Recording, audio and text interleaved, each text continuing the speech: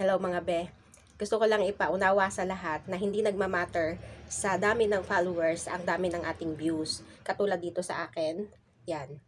51% ng mga nag-engage sa mga post ko ay hindi ko mga followers. So, gusto lang nila mag-view sa mga videos na nahuli ko sila sa mga thumbnail ng mga post ko. So, inopen nila, yan, nanood sila. 51% yon na mga hindi nag-follow. Gusto lang nila manood. Tapos, mayroon akong 49% lang na nagmula sa mga followers ko ang nanood ng aking mga video o nag-engage sa mga post ko. So, malinaw na ang mga tao, ang mga pinalo ko, o mga nag-follow sa akin, ay nandyan lang sila para mag-follow.